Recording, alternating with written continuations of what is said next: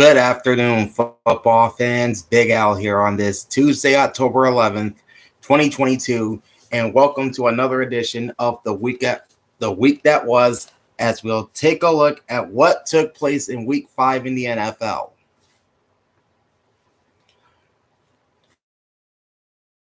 Now, these are the statistical numbers from all 16 games,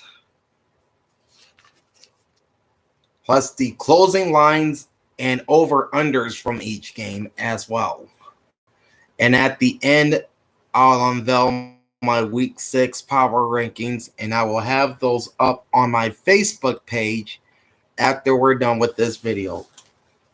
So strap in and welcome in to another edition of the week that was, as we take a look at week number 5 in the NFL. And we're starting things off as we always do on. There it goes. Okay. Denver outgained Indianapolis 375-306.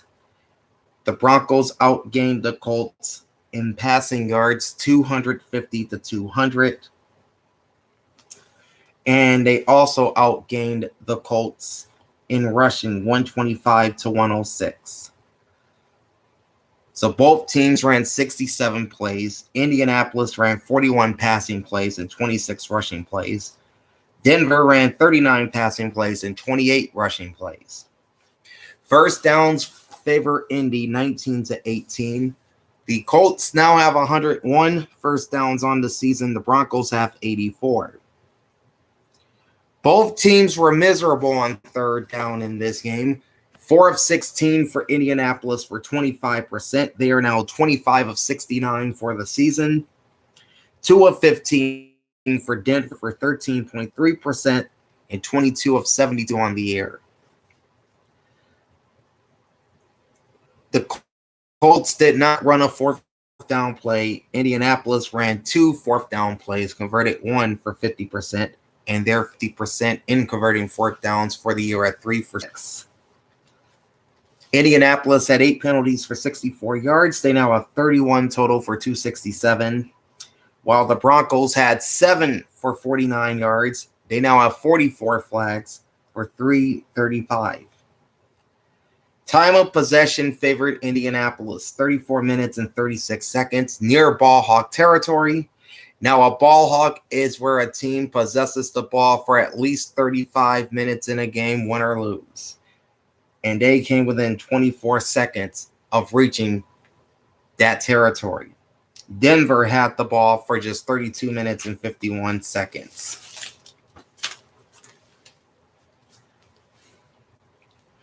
All right, the Colts defense records 45 tackles, which gives them 228 on the season, and 19 solo tackles, which puts them at 125.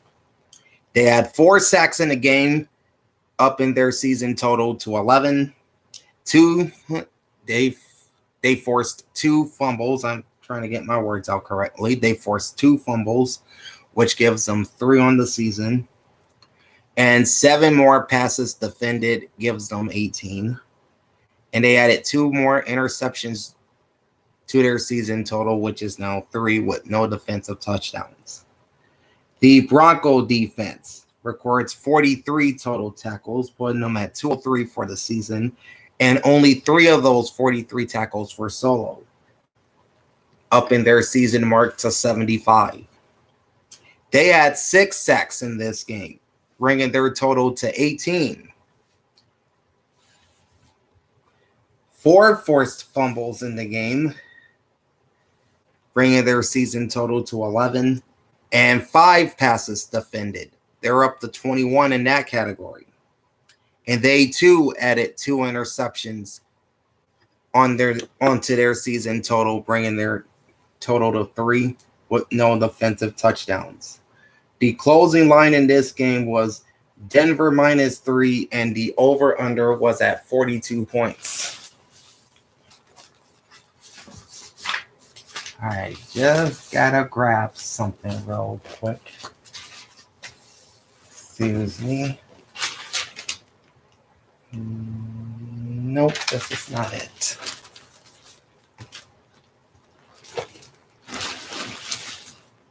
Oh, it's right here. Should have known. Okay, it's right here. All right. I picked the Broncos to win and to cover, and I lost both those picks.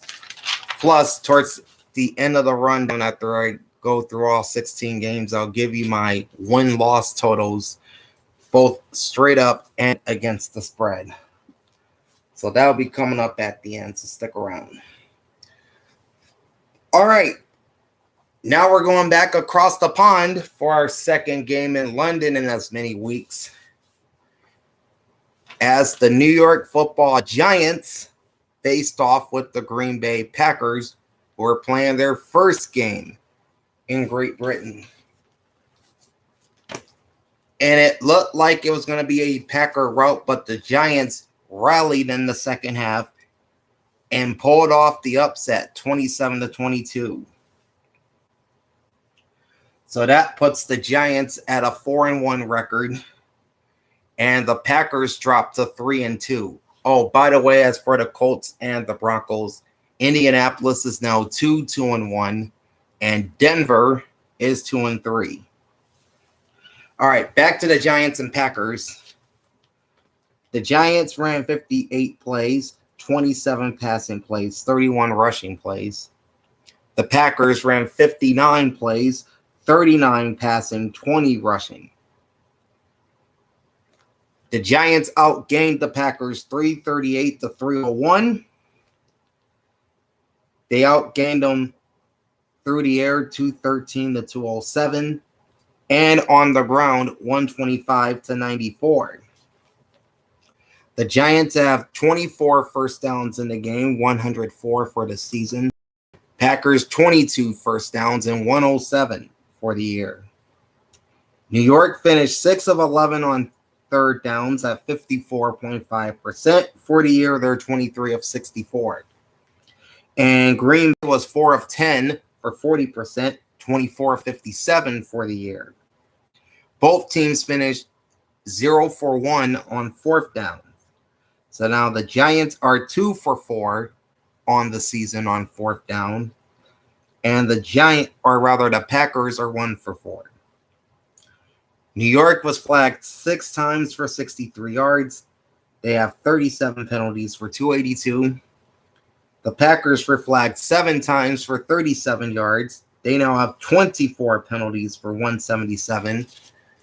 Giants win the time of possession battle in this one, 32 minutes, 11 seconds versus 27 minutes and 49 seconds for Green Bay. Sorry about that. Taking a look at the defenses. The Giants recorded 43 total tackles, bringing their total to 203, and 21 solo tackles, upping their total to 278. 2 more sacks on Sunday brings their season total to 10. They added 3 forced fumbles in the game. They now have 9, and 7 passes defended, which brings them to 19 in that category. And they've still yet to record an interception or a defensive touchdown. They're the only team in the NFL without an interception. They're the only team in the NFL without an interception through 5 weeks. Green Bay's defense records 46 tackles, 215 on the season, and 34 solo tackles, which ups their total to 122. Only 1 sack on the day, that gives them 12. They remain at 3 forced fumbles, as they didn't force one this week, and only 1 pass defensed. They're up to 7. And they remain with 1 interception, as they too didn't record an INT in this game. The closing line here was Green Bay -9, and the over-under was at 42. I picked Green Bay to win and cover, and I lost both those picks as well, both straight up and against the spread. So I'm 0-2 both ways. Got to pick it up here. All right. Down to Tampa we go for the Bucks and the Falcons. Atlanta made it interesting late, but the Buccaneers wound up hanging on and winning this one 21-15. Now there was some controversy in this game. Grady Jarrett, who plays for the Falcons, sacked Tampa Bay's Tom Brady, but was called for unnecessary roughness. Now I've looked at that. I looked at that call a number of times, and I think they were just belting Tom Brady because, well, he's Tom Brady. That's just my opinion. Don't at me. Okay, the Falcons ran 56 offensive plays, 25 passes, and 31 runs. The Buccaneers ran 75 plays, 52 passes, and 23 runs. Tampa Bay had 420 yards of offense, 351 passing, and 69 rushing. Atlanta had 261 yards of offense, 110 passing, and 151 rushing. First downs favored Tampa, 26-19. Falcons have 2 more first downs through 5 games, 105, than the Buccaneers at 103. Both teams were pretty good on third down. 6 of 14 and 42.9% for Atlanta. They're now 21 of 53 on the year. 9 of 16 for Tampa Bay for 56.3% and 27 of 68 on the season. Falcons were 1 for 1 on fourth downs and 2 for 3 on the season. Tampa Bay 0 for 1 on Sunday and 1 for 3 overall. Both teams had 6 penalties, 55 yards on 6 penalties for the Falcons, gives them 22 for 169. 45 yards on 6 penalties for Tampa Bay, gives them 30 on the season for 251. Time of possession favors Atlanta, 30 minutes and 34 seconds versus 29-26 for the Buccaneers. Falcons defense records 49 tackles, 218 total, 29 solo tackles, and 89 total. No sacks in the game for the Falcons. They stay at 7. No forced fumbles in the game for the Falcons. They stay at 3. Only 2 passes defended, which brings their total to 19. And no interceptions or touchdowns for the Atlanta defense, so they remain at 4 interceptions with no defensive scores. As for Tampa, they had 44 total tackles, 221 total, and 22 solo tackles, 107 total. They recorded 5 sacks on the afternoon, which gives them 19 on the season. They forced a fumble in this game. That's their 8th of the year. And they too had a couple passes defensed. They're up to 19, just as the Falcons are. No interceptions or touchdowns in this game. Overall, the Buccaneer defense has 6 interceptions and 1 touchdown. All right.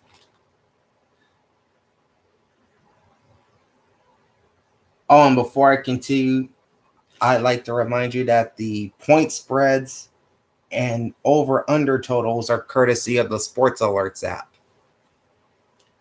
All right, the closing line in this game was Tampa Bay minus 10, and the over-under was 46.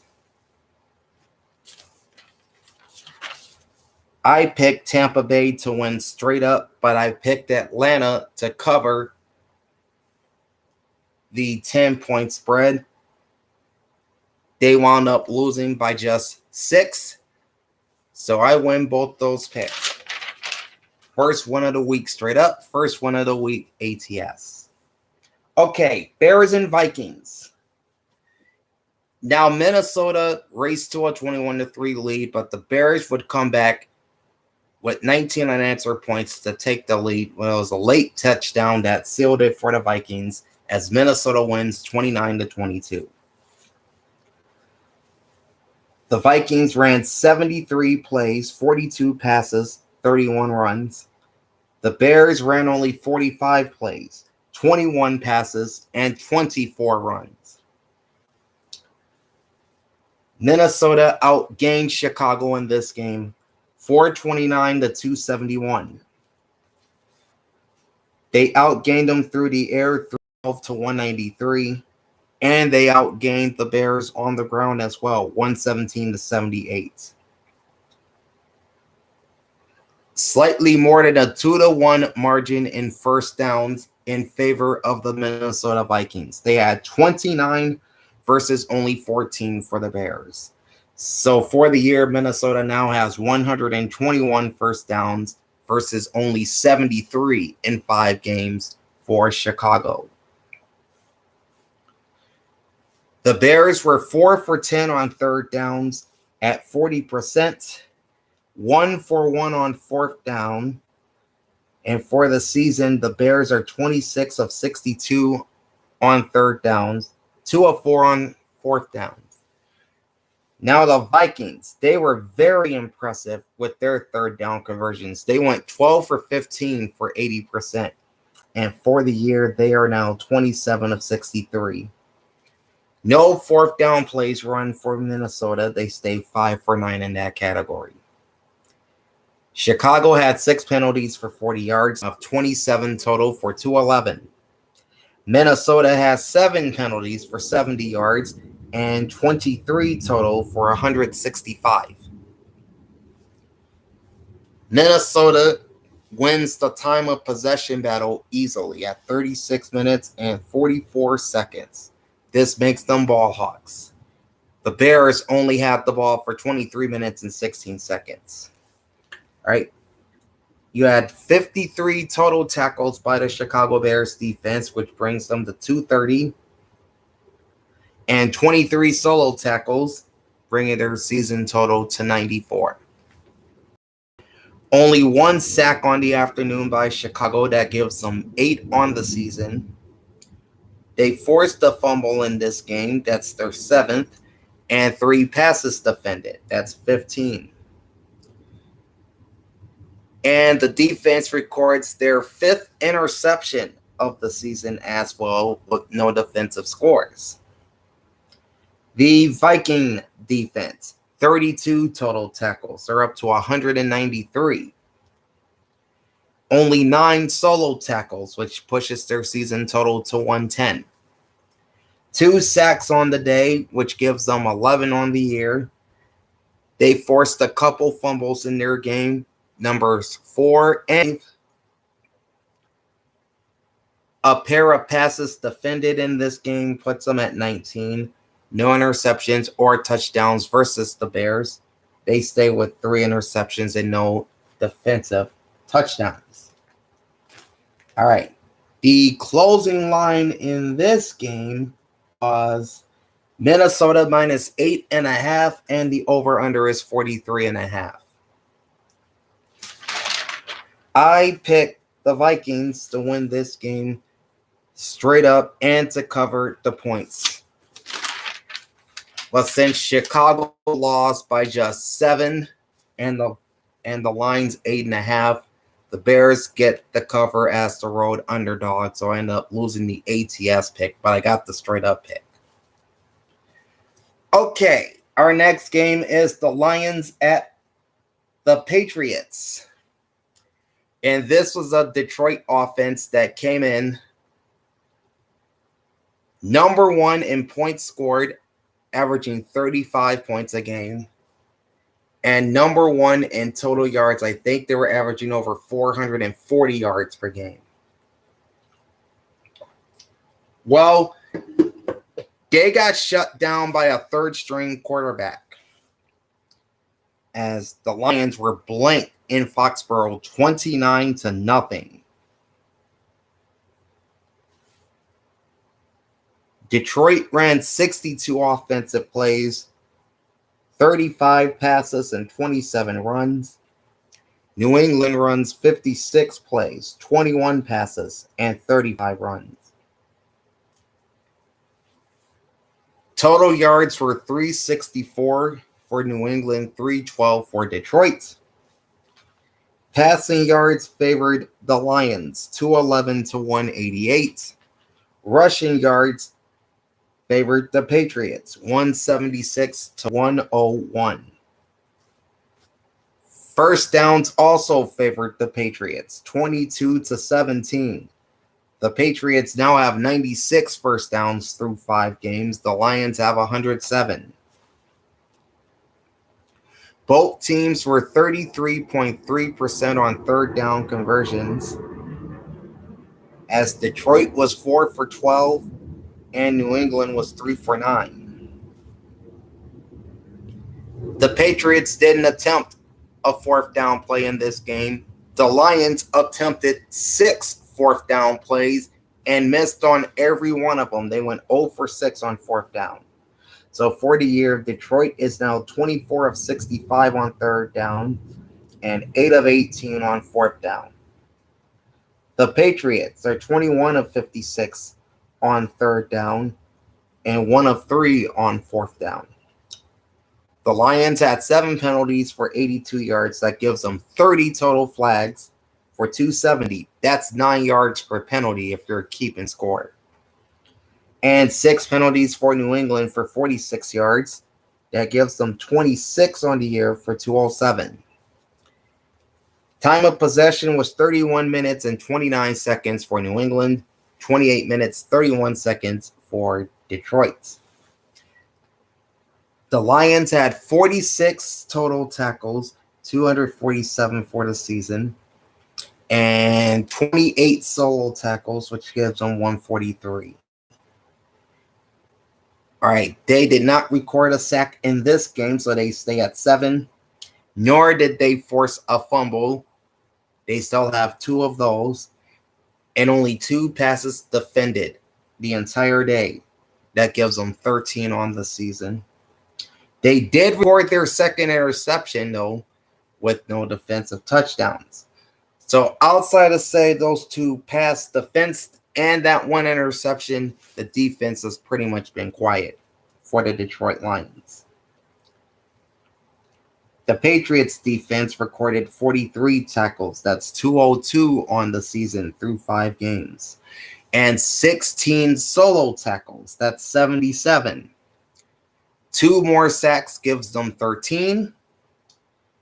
They forced a fumble in this game. That's their 5th of the year. 3 passes defensed. That's 13. And they added their 4th interception of the year with 1 defensive touchdown. And that was, of course, that pick 6 in the Green Bay game.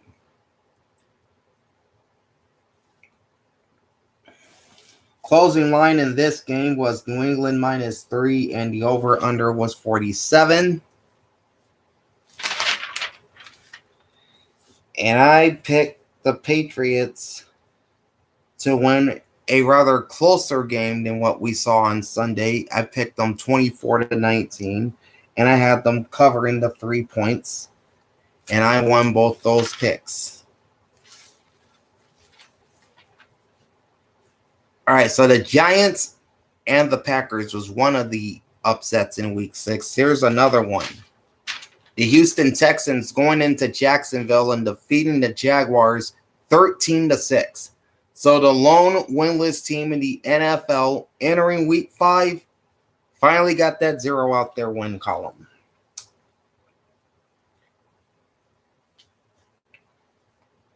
All right, looking at this, the Texans ran 49 plays, 24 passes, 25 runs. So pretty balanced for the very limited number of plays they had. Jacksonville, meanwhile, ran 73 plays, 47 passes, and 26 runs. Total yards were 422 for the Jags, 248 for the Texans.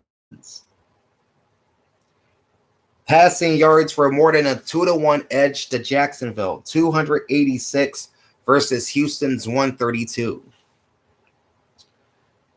And both reached the century mark in rushing yards, 136 for the Jaguars, 116 for the Texans. First downs favored Jacksonville, 22-15. 105 total first downs for the Jaguars through 5 weeks, 83 for the Texans. Houston finished 5 of 13 on third down, 38.5%. They're now 19 of 65 for the year. Jacksonville was 6 of 14 for 42.9%, 25 of 63 for the year. No fourth down plays for the Texans, so they stayed 2 of 6 for the season. Jacksonville went 0 for 3 on fourth down, making them 4 of 11 in this category through the first 5 games. The Texans were flagged only 4 times for 25 yards. They now have 30 penalties for 251. Jacksonville was flagged 6 times for 48 yards. They have 28 penalties for 205. Time of possession favored the Houston Texans at 31 minutes 47 seconds versus 28 minutes and 13 seconds for Jacksonville. Houston's defense records 49 tackles, 246 total, and 29 solo tackles, 114 total. They didn't record a sack on Trevor Lawrence, so they remain at 12 on the season. They didn't force a fumble either, so they stay at 3 in that category. But how about 8 more passes defended for the Texans defense? They're up to 30, which right now would rank 3rd in the NFL. And 2 more interceptions gives this Texans defense 6 on the season with no touchdowns. As for Jacksonville, their defense records 44 tackles and 208 total, 21 solo tackles, 97 total. They recorded 1 sack on Davis Mills. That's their 10th of the season. And like the Texans, the Jaguars did not force a fumble, so they remain at 3. They had 2 passes defended the entire day. Their season total is 33, and that leads the NFL. No interceptions or touchdowns for Jacksonville's defense in Week 5, so they stay with 7 interceptions and 1 defensive score. The closing line in this game, here it is, was Jacksonville -7, and the over-under was 43.5. I, like most everyone else, took the Jaguars to win this game and to cover, but it's Houston that wins and covers, so I lost both picks. So that was upset number 2. Next up, we'll talk about the LA Chargers at the Cleveland Browns. And this was a shootout on the shores of Lake Erie, as Justin Herbert's Chargers outlasted Jacoby Brissett and the Browns 30-28. All right, both teams ran about the same amount of plays, 68 total plays for the Chargers, 34 passing, 34 rushing, so well distributed in the play department for the Chargers. 65 total plays for Cleveland's, 34 passes and 31 runs. Total yards favored the Chargers, 465 to 443. Passing yards, a slight advantage to the Browns, 230 to 227. Both teams ran the ball well. The Los Angeles Chargers, who came in as the worst rushing team in the NFL, exploded for 238 yards on the ground, averaging an even 7 yards per run. The Browns, the top rushing team in football, not too shabby themselves, 213 yards, averaging just about 7 yards a run. So to put it in perspective, the Los Angeles Chargers had only 258 yards on the ground in the first 4 weeks of the season. Sunday against Cleveland, they explode for 238. They were averaging 64.5 yards per game. Now they're averaging about 99 after this week. First downs favors Cleveland by just one. They had 27. The Chargers had 26. The Browns are second in the NFL in total first downs with 123. The Chargers have 103 through 5 games. LA finished 3 of 10 on third down for 30%. They're 27 of 69 for the year. Cleveland was 4 for 10 for 40%, 31 of 70 through 5 games.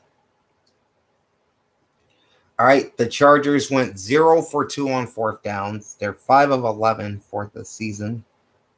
And the Browns 0 for 1 on fourth down, 6 of 10 so far this year. 4 penalties for the Chargers for just 17 yards. They now have 25 for 178. The Browns have 6 penalties for 65 yards and 32 total for 249.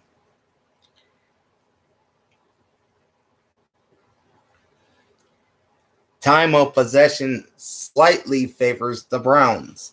30 minutes and 2 seconds to 29:58 for the Chargers. LA's defense, 45 total tackles, 206 total, 26 solo tackles, and 107 total. They recorded no sacks on the afternoon, so they stay at 11. They forced no fumbles in this game. They stay at 4 in that category, and only 2 passes defended. That puts them at 20. They have 1 interception. That's number 6 on the year with no defensive touchdowns. The Browns defense had 50 total tackles, 196 through 5 games, 29 solo tackles, and 120 through 5 games. They had just 1 sack, the game's only sack. That's number 9 for the Cleveland defense. They a fumble either, and this is the second of 5 games this week where a fumble was not forced. And the Browns still have 4, just like the Chargers. They added 4 more passes defensed, bringing their total to 25. And they added 1 more interception this season, which is number 7 with no defensive touchdowns. The closing line was LA -1, and the over-under was 47.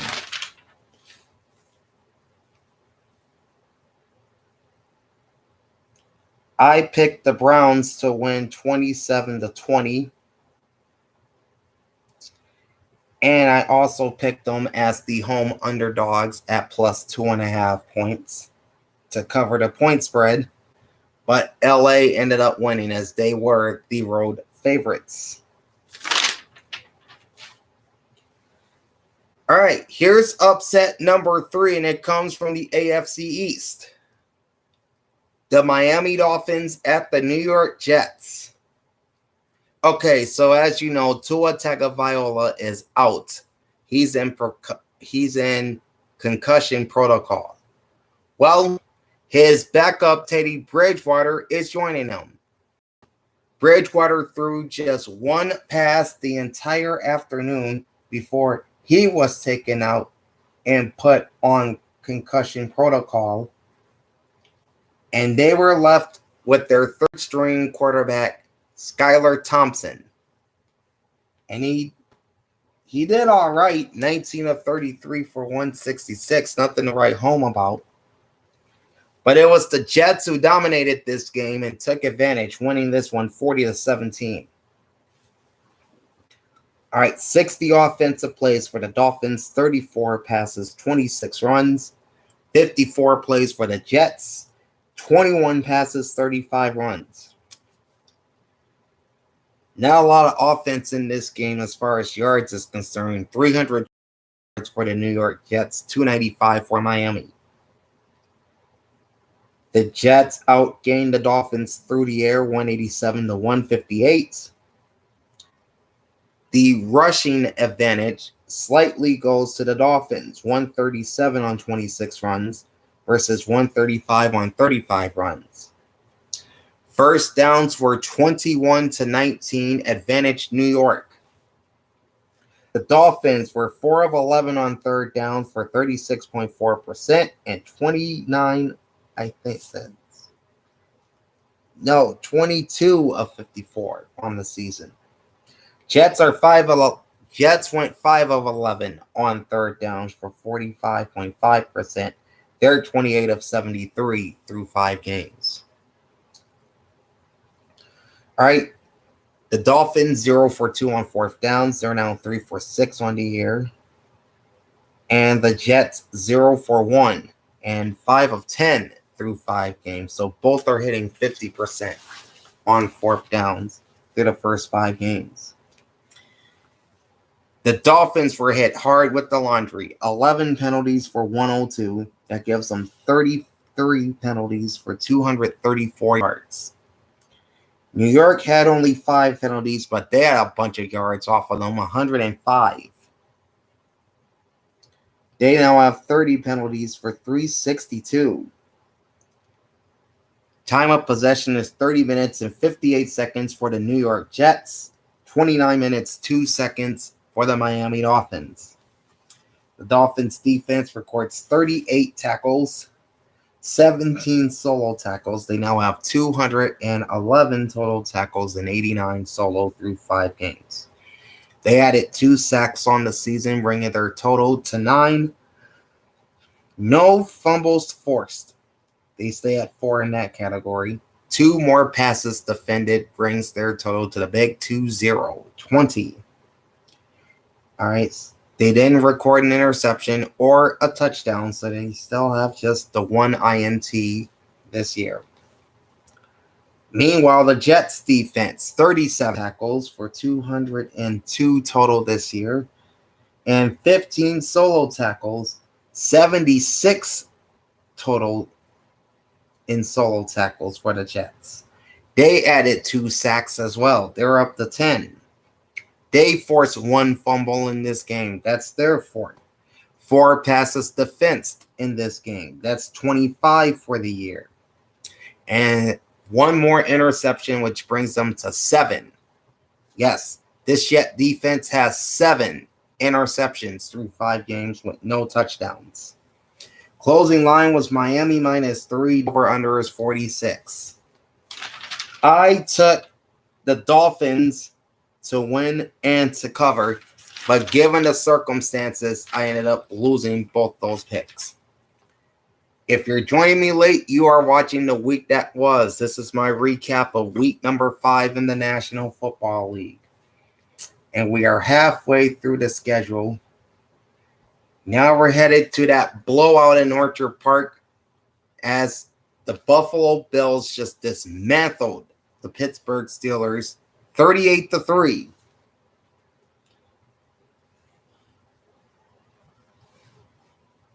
All right, so the Steelers ran 70 offensive plays, 53 passes, and only 17 runs.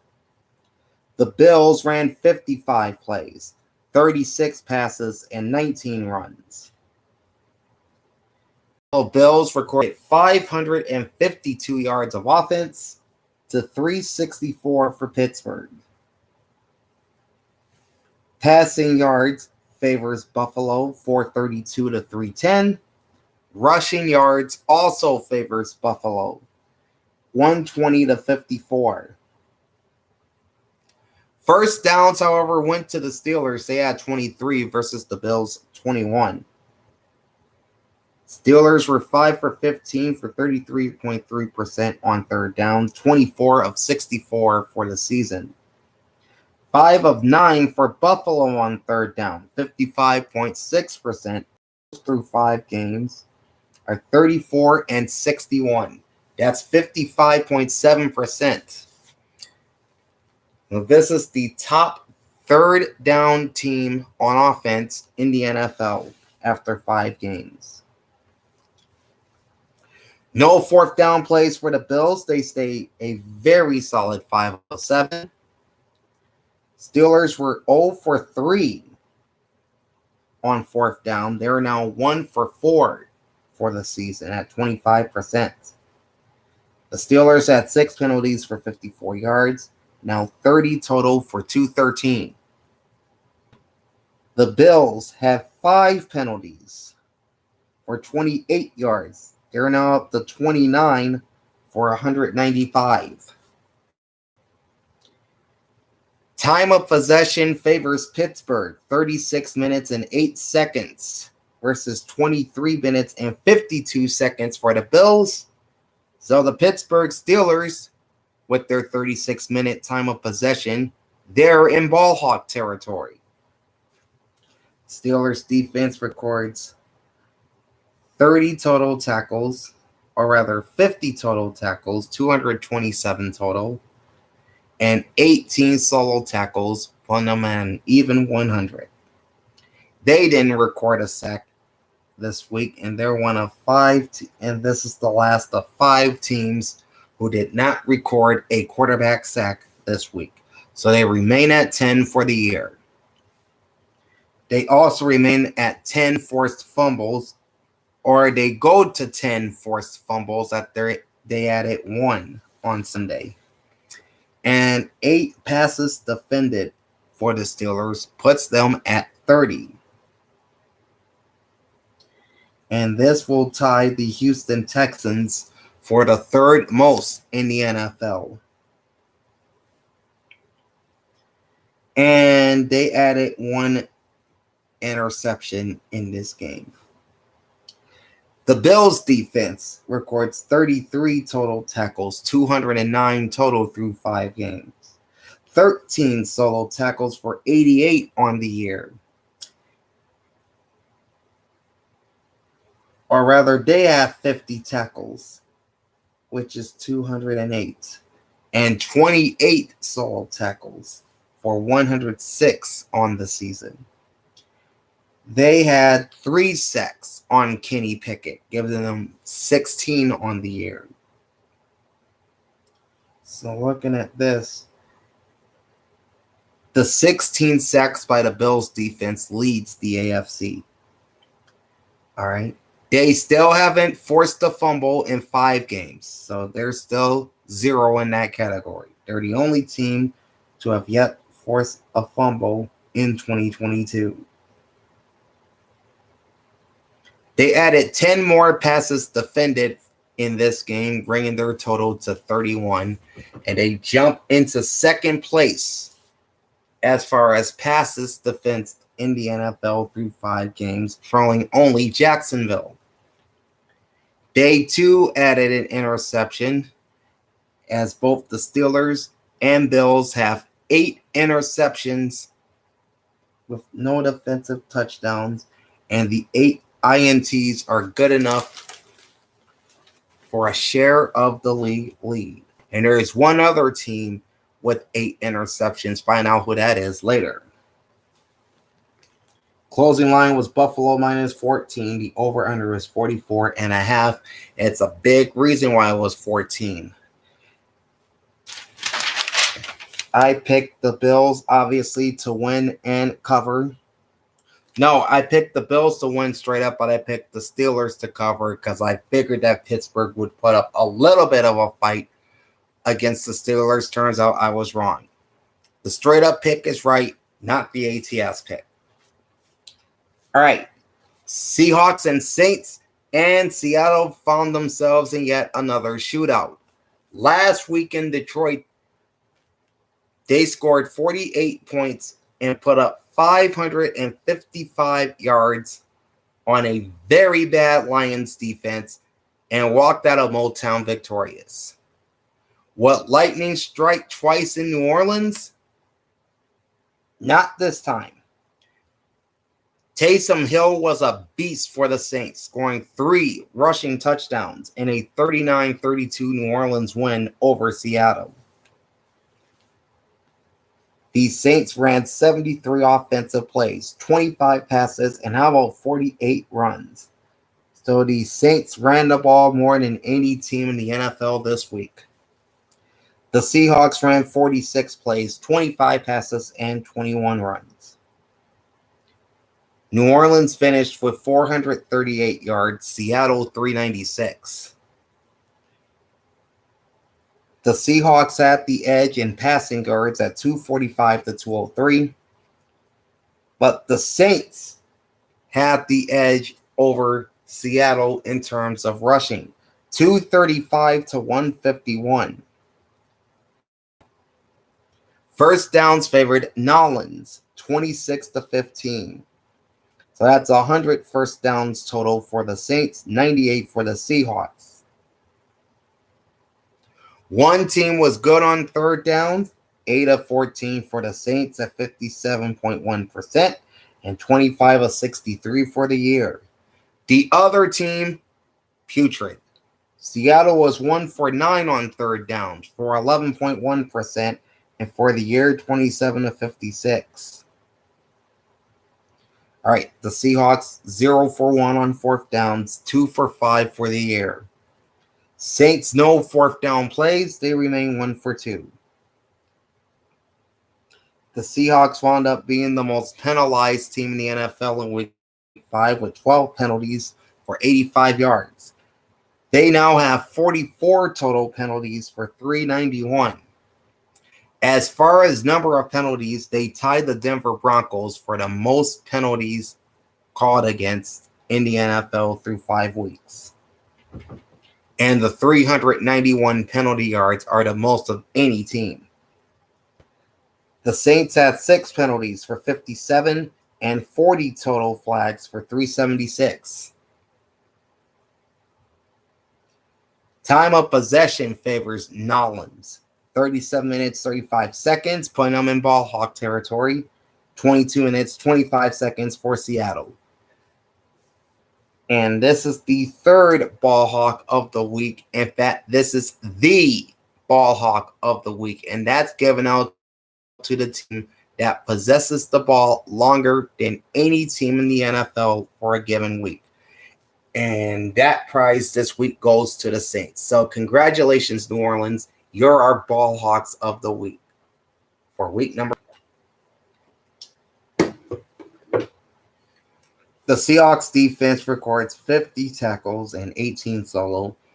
They now have 236 total tackles, and half of them, 118, are solo.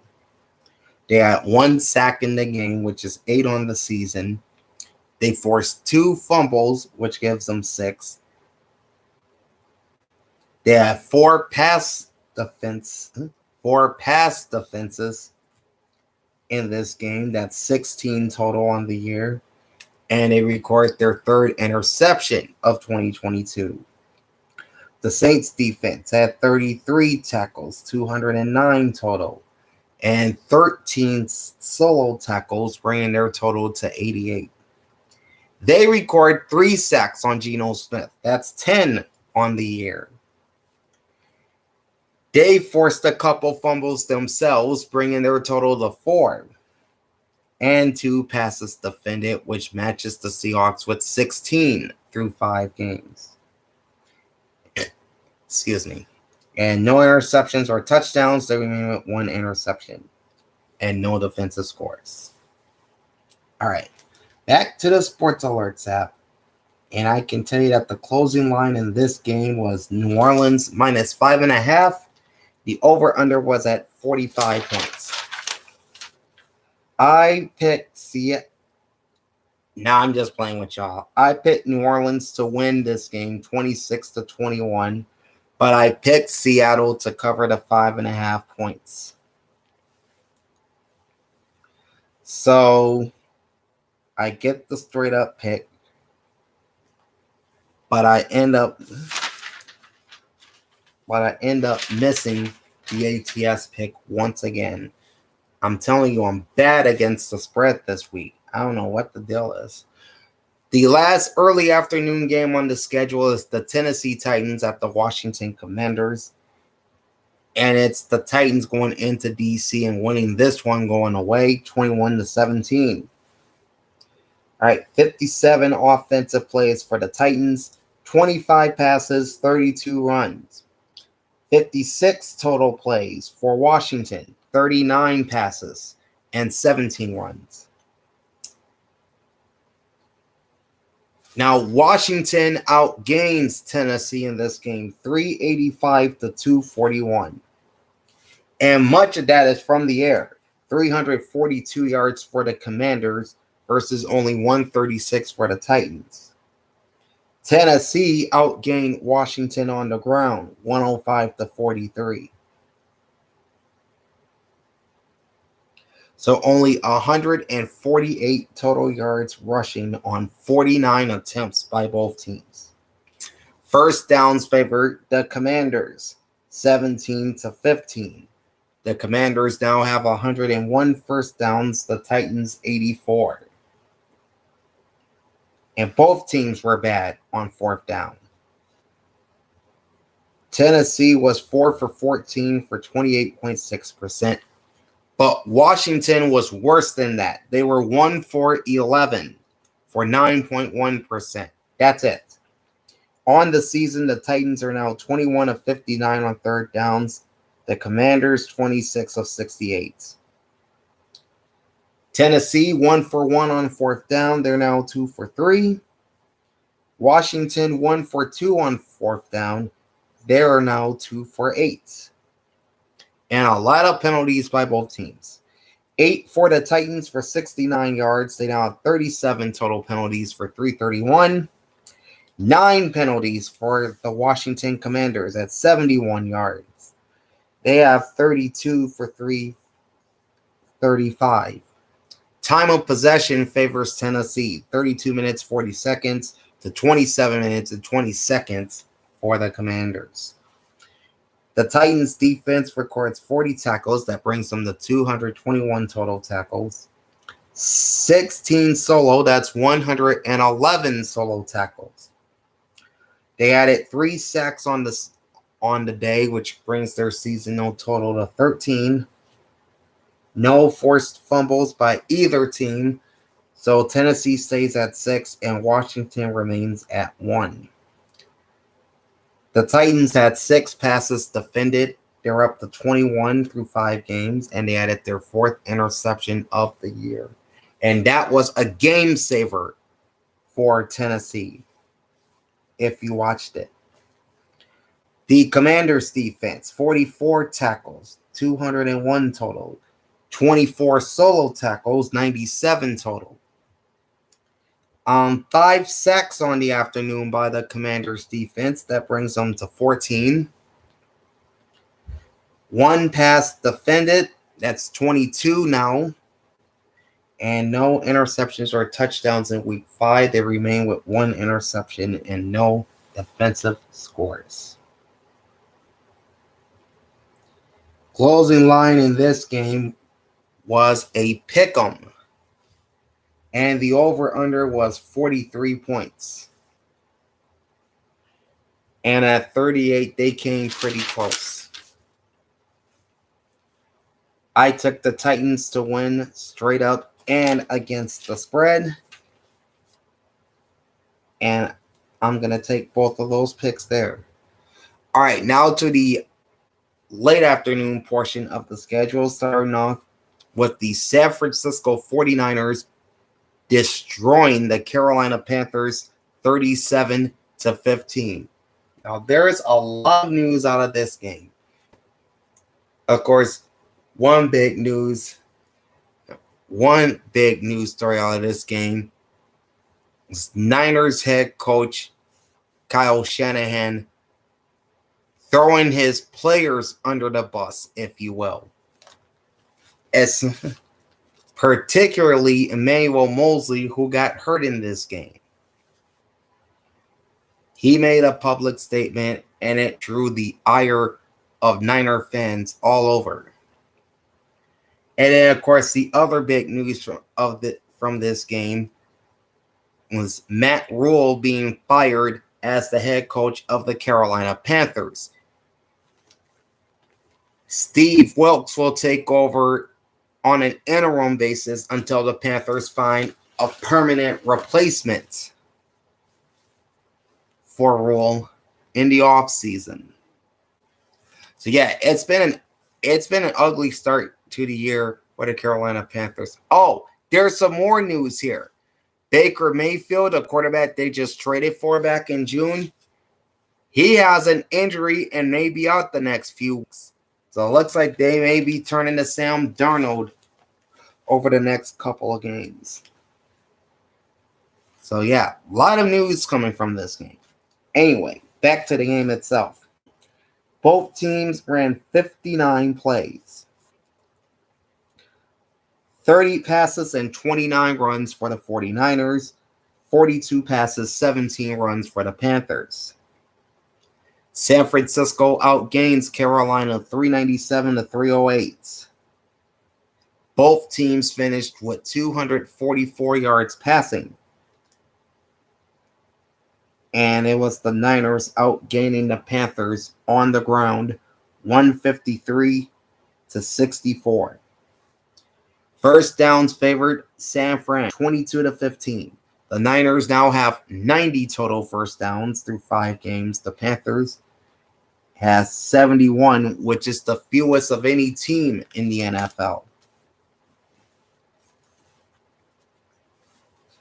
The Niners were good on third down on Sunday. 7 of 12 for 58.3%. Now 27 of 66 for the year. The Panthers on the other hand, not so much. They were 3 of 15 for 20%. Horrible. They are now 15 of 62 at 24.2%. That's the worst third down conversion rate in the National Football League. No fourth down plays for the Niners. They stay at 2 for 6. The Panthers went 3 for 5 and 60% on fourth down. And they're hitting 50% all told this year. 5 out of 10. 9 penalties for the Niners for 50 yards. That gives them 33 for 240. And 5 penalties for Carolina, 33 yards. 28 total flags for 283. San Francisco gets the edge in time of possession, 30 minutes and 18 seconds. 29 minutes, 42 seconds for the Panthers. Niners defense, 42 total tackles, 12 solo. 204 and 88, the respective totals. They had 6 sacks in this game, extending their league leading total to 22. So they're averaging about 4 sacks a game. All right. They recorded their 4th fumble of the season, the defense did. 8 more passes defended. That brings them to 25. And they had a pick 6 in this game, an interception return for a touchdown. So now they have 5 interceptions and now 2 defensive touchdowns. As for the Panthers, 36 total tackles and 13 solo against the Niners. For the season, they have 215 total and 72 solo. They added 2 sacks on the day, which gives them 8 on the year. They forced their 3rd fumble of the season. They have 4 passes defended. That's 20 on the year. No interceptions or touchdowns. They remain with 3 INTs and 2 defensive TDs. All right. San Francisco, Carolina. Closing line was San Francisco -6, and the over-under was 39.5. And the 49ers nearly covered that point spread or the over-under by themselves, scoring 37. I picked the Niners to win 37-14, so I nearly got the score completely right. And I picked San Fran to cover the 6 points, which they do so with ease, winning by 22. All right. The Dallas Cowboys and the reigning Super Bowl champion Los Angeles Rams. Now the rocky start for the champs. Now the rocky start to the season for the champs continue. Matthew Stafford was strip sacked, fumbles the ball, and then DeMarcus Lawrence would score the game's first touchdown on a 19-yard fumble recovery. And it was pretty much all Dallas from that point as they win this game 22-10. All right. The Cowboys ran 50 plays, 16 passes. That's it, just 16 passes and 34 runs. LA ran 59 plays, 44 passes, and only 15 runs. Dallas was outgained by Los Angeles, 323 to 239. The passing yards goes heavily to the Rams, 285 to 76. Likewise, rushing yards favored Dallas big time, 163 to 38. And there were very few first downs in this game, 24 in total to be exact. LA had 14 first downs, and Dallas had 10 first downs. So yes, the Dallas Cowboys had 10 first downs the entire day and still won. All right. Dallas was 5 of 15 on third down for 35.3%, 21 of 68 for the year. LA 6 of 17 on third down, 33.3% or 35.3%, and 26 of 63. No fourth down play for them boys. They're down 4 of 7, or they stay 4 of 7. LA 1 for 1 on fourth down. They just continue to thrive in this area. They're at 71.4%, 5 out of 7 for the season. 5 penalties for Dallas, 42 yards, 32 total for 250. And for the Rams, 3 penalties for 25 yards. They now have 17 for 156. So yards-wise, they have the fewest penalties in the NFL and the fewest penalty yards. Time of possession favors Los Angeles by a full minute, 30 minutes, 30 seconds versus 29 minutes and 30 seconds for Dallas. The Cowboy defense had 44 tackles, 30 solo, 226 and 137, the respective totals. They record 5 sacks on Matthew Stafford, bringing their total to 20. That's second in the NFL behind the Niners. They forced 2 fumbles in this game, and again, one of those was returned for a touchdown. They now have 4 fumbles on this defense.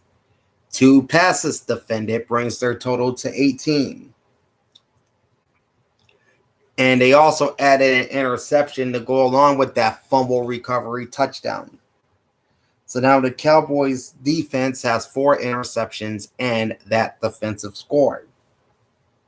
As for LA, they had 34 tackles and 8 solo, 210 total sacks. That would be a record, by the way, 200 sacks. They have 210 total tackles and 100 solo through 5 games. They had 3 sacks in this game, not 200.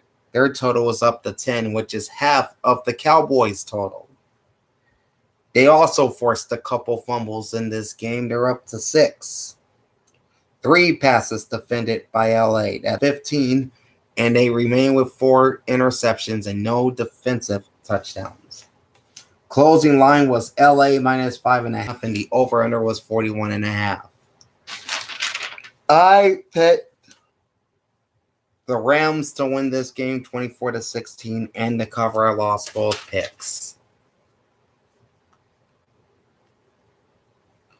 All right. The final Sunday afternoon game pitted the Philadelphia Eagles, the NFL's lone undefeated team, up against the Arizona Cardinals. And this was a dogfight in the desert, a defensive dogfight. The Eagles held on and stayed perfect 20-17. Both teams ran pretty much the same amount of plays in this game as well. Philadelphia, 69 offensive plays, 36 passes, 33 runs. Arizona, 68 offensive plays, 42 passes, and 26 runs. Total yards favored the Cardinals in this one slightly, 363-357. They had a slight advantage in passing yards over Philly, 239-218, but the Eagles outgained the Cardinals running the football, 139 for Philadelphia versus 124 for Arizona. First downs favor Philly, 24-23. This gives the Eagles 122 through 5 games, and 112 for the Cardinals. The Eagles were 6 for 13 on third downs at 46.2%, and 32 of 73 overall. The Cardinals, one of the worst third down converting teams in football, did very well in this category, 8 of 14 for 57.1%. And they are now 26 of 72. Both teams went 1 for 1 on fourth down, and these are two of the best fourth down teams in football. Philadelphia through 5 games is 8 of 12 on fourth down, while Arizona is 11 of 17. And looking at all 16 games, this game had the fewest penalties, only 5 total flags all day. 3 penalties for the Eagles for 30 yards, up to 29 penalties total for 223. The Cardinals only flagged twice for 15 yards, 32 total flags for 295. Time of possession favors Philadelphia, 34 minutes, 39 seconds, nearly putting them in ball hawk territory, versus just 25 minutes and 21 seconds for the Cardinals. Philly's defense records 49 tackles, 32 solo, 206 and 110 their respective totals. Just 1 sack this week, giving them 16 for the year. 0 fumbles by this defense. They remain at 6. 3 passes defended gives them 26. And they record their 6th interception of the season, along with a defensive touchdown from earlier this year. The Arizona defense records 48 tackles and 15 solo. That's 201 and 83, the respective totals there. They did sack Jalen Hurts twice. That gives them 6 on the season, fewest in the NFL of any team. They too had no forced fumbles in this game. They remain at 7, which ties Chicago for the 3rd most in the NFL. All right, 4 passes defended by the Cardinals. That's 18 on the year. And they still have 2 interceptions and 1 defensive touchdown. They didn't record any of either in week 5.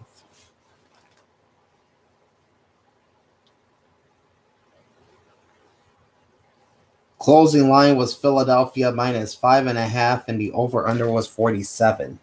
I picked the Eagles to win 31-21 and to cover the 5 points, but since Arizona lost by just 3, they get the cover. So I got the straight-up pick, but not the ATS pick. All right, now it's a Sunday night football in the AFC North. The Bengals at the Ravens. And it is Baltimore won this game late, 19-17, and they snapped a 5-game home losing streak dating back to last year in the process. All right. 57 offensive plays for the Cincinnati Bengals, 35 passes, 22 runs, versus 60 offensive plays for Baltimore, 32 passes, 28 runs. The Ravens outgained the Bengals overall 325 to 291. Through the air, the Bengals have the edge here, 190, 170. Rushing yards favor Baltimore, 155 to 101. First downs also favor Baltimore, 22 to 20. That's 107 now for the Bengals and 98 for the Ravens. Cincy finished 4 for 10 on third down, 40%. They were down 33 for 68. Ravens 5 for 11 on third down, 45.5%. They're now 24 58. Both teams were 0 for 1 on fourth down. For the season, the Ravens are 2 for 6, the Bengals 2 for 7. Cincinnati was hit with 4 penalties for 20 yards, 26 total penalties in 5 games for 186. Baltimore had 6 penalties for 48, 23 total for 165. Slight time of possession advantage goes to Cincinnati, 30 minutes and 1 second to 29:59. So time of possession nearly divvied up evenly in this one. All right, 41 tackles, 18 solo by the Bengals defense. Respective totals are now 212 and 124. They had 1 sack on Lamar Jackson. That's number 11. 0 forced fumbles. That's 5. Or they stay at 5. 3 passes defended gives them 23. And they added their 5th interception of 2022. The Ravens defense had 41 tackles, 23 total, or 23 solo, I should say. Their total numbers in both categories are 217 and 124. They had 3 sacks on Joe Burrow, which brings their season total to 11. No forced fumbles by them either. They remain at 5. 5 passes defended. That's number 20. That's 29 rather for the year. And they added 1 more interception for their 8th of the season, matching the Bills and Steelers for the most interceptions by adults in the NFL. Closing line was Baltimore -3. Over-under was 47.5. I picked the Ravens to win 27-23 and to cover the points. Cincinnati only lost by a couple, so they get the cover, and I lose the ATS pick, but got the straight-up pick. And finally, another divisional clash on Monday Night Football from the AFC West, as the Las Vegas Raiders traveled to Arrowhead to face off with Patrick Mahomes and the Chiefs in what looked to be a tune-up before next week's showdown with the Bills,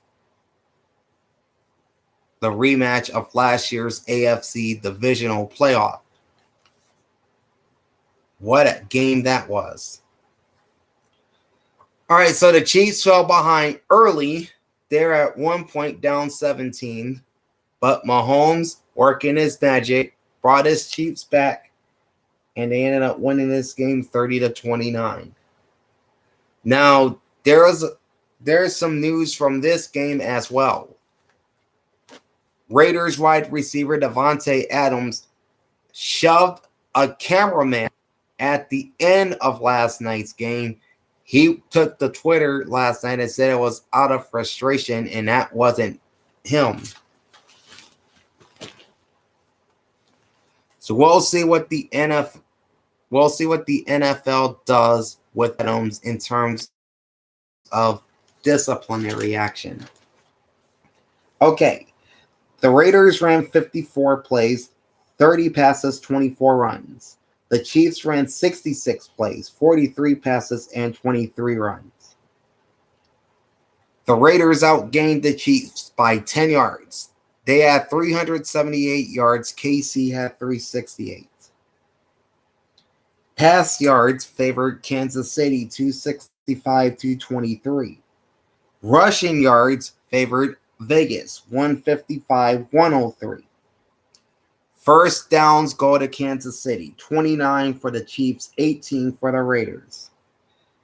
Both were pretty good on third down. 5 of 12 for the Raiders, 41.7%. They're now 24 of 60 through 5 games. 7 of 12 for Kansas City at 58.3%. They're now at 31 of 59. The Raiders were 1 for 2 on fourth down, now 5 for 7 on the year. And no fourth down plays for the Chiefs. They remain 2 for 4. But the Raiders, they were getting caught left and right with some ticky-tack calls. They ended up with 11 penalties for 99 yards. They really shouldn't have that many, if you ask me. The Chiefs had 5 for 72. For the season, Vegas now has 34 penalties for 247. Kansas City has 24 for 228. Time of possession favors the Chiefs. 31 minutes, 7 seconds. The 28 minutes and 53 seconds for the Las Vegas Raiders. Their defense records 45 tackles and 27 solo. Respected totals are 217 and 102. They managed to sack Patrick Mahomes 3 times, bringing their sack total on the season to 8. No forced fumbles for the Raider D. They remain at 3 on the season. 2 passes defended by the Raiders. That's 16 for the year. No touchdowns or interceptions. So they remain with 2 INTs and 1 defensive score. The Kansas City defense records 39 tackles, 21 solo. Their totals are 218 and 111. They sacked Derek Carr twice, which brings their sack total to 13. They forced a fumble in this game. That's number 6. They had 1 pass defended the entire night. That's number 19. And no interceptions or touchdowns since that pick 6 back in the Charger game in week 2.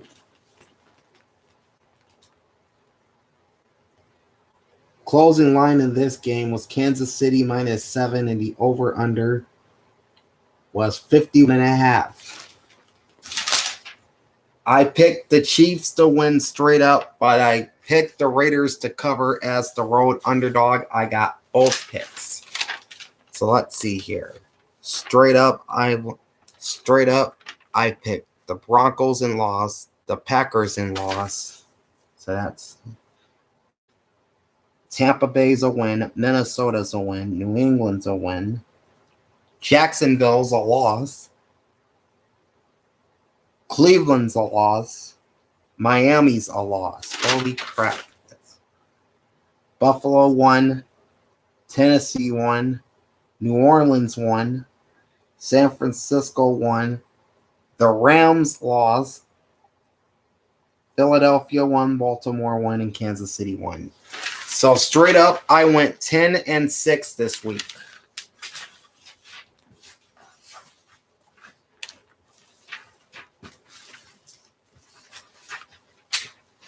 And give me just a sec. I'll tell you what my straight up record is. Okay. I went 10-6 this week, which means I am 51, 28, and 1.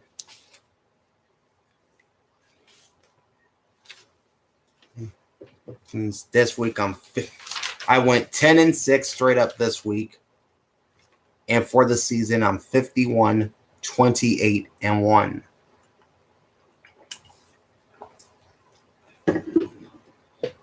As for against the spread, okay, Um, Indianapolis. All right. Indianapolis covered. Let's see. Indianapolis covered, so I lost. The Giants won and covered, so I lost. I picked the Falcons to cover the Bucks. They did, so that's 1 and 2. Minnesota covering, that's a win. New England covering is a win. Jacksonville winning and covering, that's a loss. Let's see. Cleveland covering. The Chargers won straight up, so that's a loss. Dolphins is a loss as well. Steelers covering. That's a loss. So that's 3 and 6. Tennessee covers. That's a win. Seattle covers. That's a win.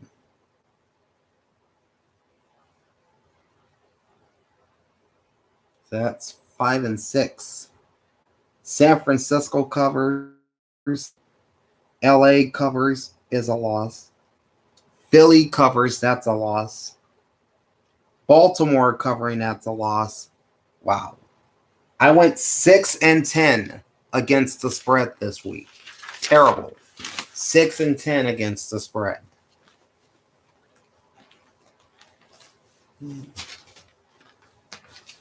So my overall record against the spread is now 37, 39, and 4. So yeah, I'm under 500 as far as my spread picks go. Okay, we're going to wrap this week. We're going to wrap up this edition of the week that was with my week 6 power rankings.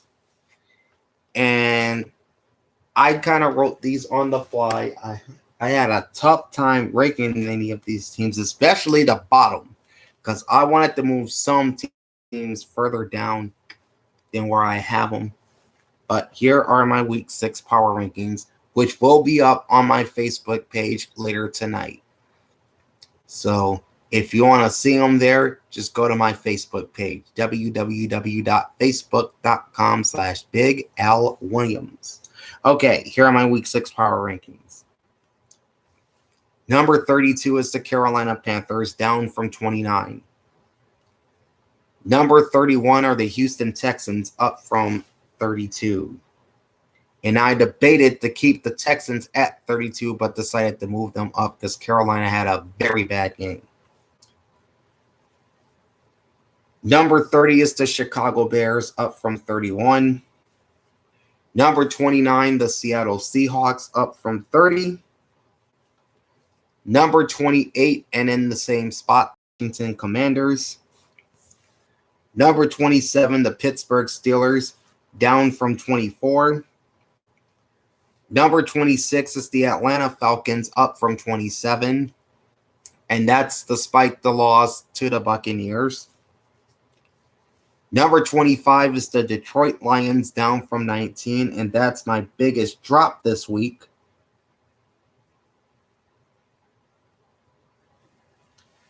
Number 24 is the Arizona Cardinals, down from 23. 23 is the Jacksonville Jaguars, down from 22. Number 22 is the New Orleans Saints, up from 25. 21 is the Cleveland Browns, down from 18. 20 is the Las Vegas Raiders, down from 17. Number 19 is the Tennessee Titans, up from 21. 18 is the Indianapolis Colts, up from 20. Number 17 is the Denver Broncos, down from 14.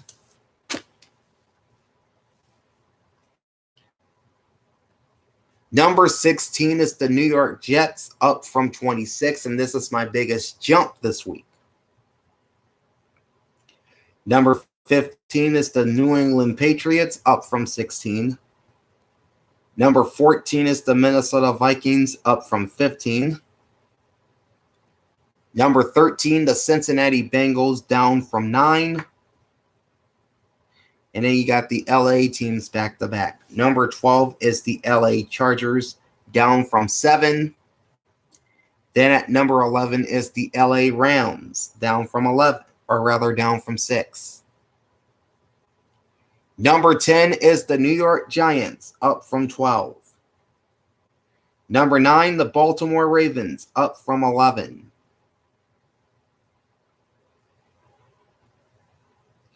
Number 8 is the Miami Dolphins, down from 4. Number 7, the Green Bay Packers, down from 5. Number 6 is the San Francisco 49ers, up from 10. Number 5 is the Dallas Cowboys, up from 8. Or rather, up from 13. They're up 8 spots. They're up from 13. Number 4 is the Tampa Bay Buccaneers, up from number 8. Number 3 is the Philadelphia Eagles, down from 2, trading places with the Kansas City Chiefs at number 2, up from 3. And staying in the number 1 spot once again are the Buffalo Bills. And that, ladies and gentlemen, was a look at the statistical numbers from week number 5 in the NFL and my week 6 power rankings, which again will be up later tonight on my Facebook page. Go to www.facebook.com/Big Al Williams and you'll see them there later on. Okay, that wraps up this edition of the week that was for week 5 in the National Football League. I will be back probably later tonight, if not tomorrow, with the college football rankings. I will be back tomorrow most definitely with the week 7 college football schedule and the broadcast teams. That's for certain. And then I'll be making my picks for week 6 in the NFL on Thursday. So join me for all of that. And be sure to join me back here next Tuesday for the week 6 edition of the week that was. In the meantime, like, comment, and subscribe to my channel. Ring the bell twice every time I post a new video. Big Al signing off. Thanks for watching and enjoy the pigskin. Peace out.